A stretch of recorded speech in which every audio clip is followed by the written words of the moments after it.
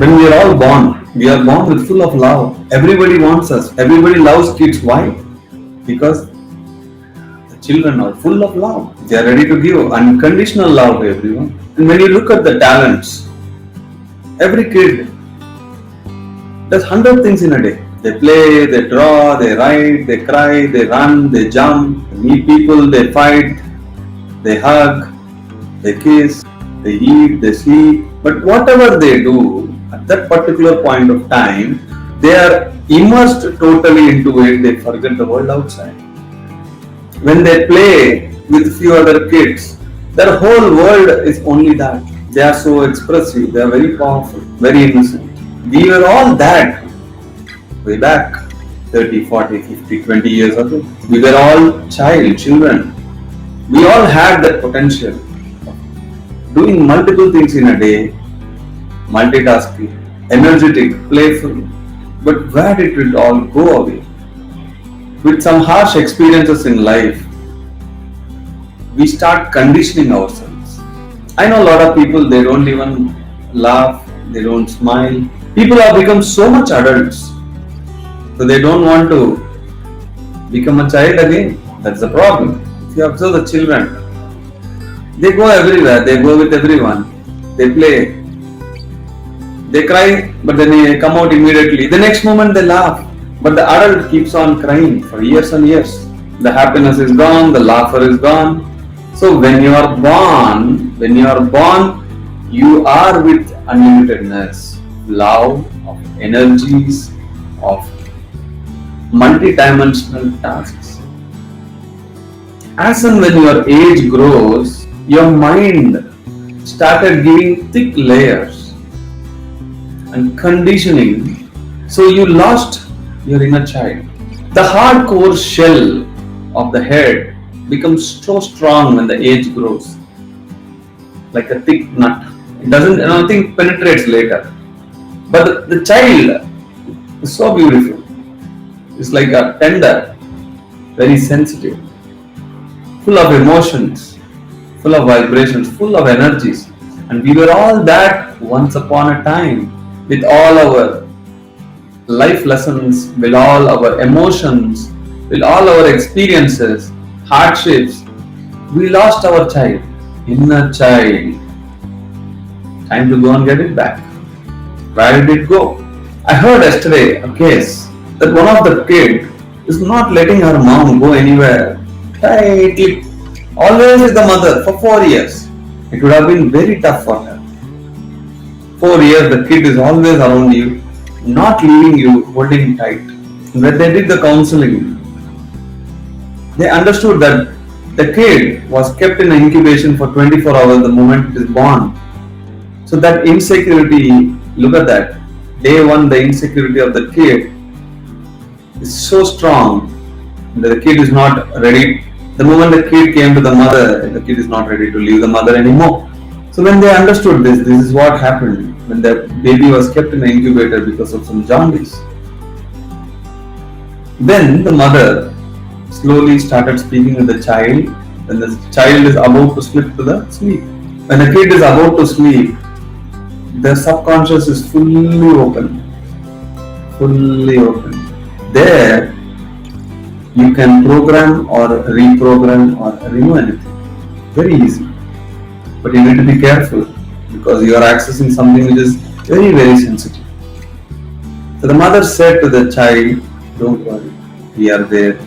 Wherever you go, you'll be safe. I'm not going to leave you. She started giving the strength. Within a span of few weeks, the child became independent. Similarly, how many things are there in our subconscious mind? The kids draw on the wall. For them, everything is open. They have the freedom to do anything. I don't restrict my kid. I say the whole house is yours. Do whatever you want. Office has to be disciplined, but the same discipline how can we expect in the house? So we restrict. We form layers and layers and layers. The inner beautiful thing is gone. When you are born, you don't have mind. You are born with no mind. Mindlessness, zero mind. It means we are already born enlightened. Later, our experiences, our emotions, and others programming from the school, the college, the society, they program you. Last 5 years, I'm just observing my kid. Where his skills, where his interests. And I have identified he loves fruits, he loves planting, he is in love with the nature. I put him into music school. These that nothing works for him. He wants nature. So I have decided to just give him a farm or a land. Let him enjoy agriculture throughout his life. What if he doesn't go to school? What is education? First of all, teaching us. So when we observe, when we ask, they will tell us what they really have the passion connection towards. In my young age, I had so much love and passion towards music. But I was forced to learn mathematics, zoology, biology, botany, mechanics, social science, this science, that, this, which I don't even remember anything now. When is Akbar born? When is died? Who cares now? Why did I study all those things? All the history. So many wars happened, died, this fellow died in this year, that year. Is it the real education or the fake education? My interest was somewhere and I was pushed to learn and be something. And I have to wait until I get a job to run away from that cycle. To look at that. Our child, when we are a child, we had something. When someone nurtures that, the whole life becomes so beautiful. Rather, we are pushed into something where we don't fit. I always give on 3 tips. The first thing is, if every day when you wake up, you want to go to an office or a business, if you get a feeling, oh my God, again today office, or you wait for the office to be over, then definitely you are not working according to your passion. Take my words. For me, coming to the office is a joy. I take my bag, I run because this is my passion. Now, how do we access our inner child? By going inside. The child is inner, your inner child. You are born with certain things, and there are layers formed where you are not able to see. You have to penetrate those layers, remove all the programming, the society, the fake teachers. Everybody has programmed. You have to remove. Then your originality comes out. You have to go inner. The breath will take you inside. I have accessed my inner. I did not change. When someone asked Buddha, what did you gain? He said nothing. Others asked, you didn't gain anything? Then why are you meditating? Because I lost many things. I lost my ego. He gave a big list what he lost. It means he has shedded unnecessary things. He went back to the original nature. That's the beauty. When you get a child, it may not be yours. Anybody, any child, take the child near you. With their permission, of course, without force. Start looking into the eyes of the child. Keep looking, keep looking, keep looking, staring. 5 minutes, 10 minutes. Only if the child allows you. Through her eyes, you will start going deep into your inner. You will start connecting with your own child, inner child. You meditate, go inside, catch hold of your inner child. Tear away all the layers which you created over these years.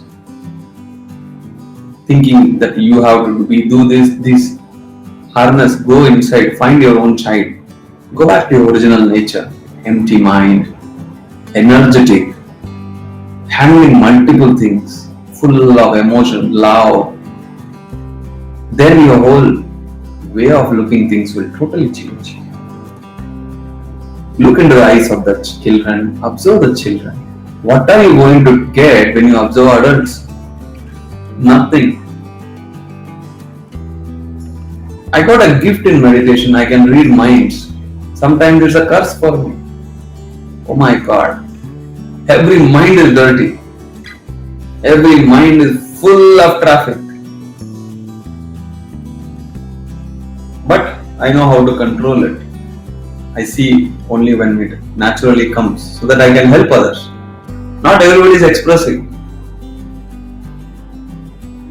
The kids are very expressive. If the kids are not expressing, if there is a problem in the kids, You have to see from the birth. Is it related to the past or from the birth? When we address it, when we can program them, when they are about to slip into the sleep, that state, they are open like a flower. You can program them. This is called hypnosis. Subscribe to my channel and click on the bell button for the latest updates.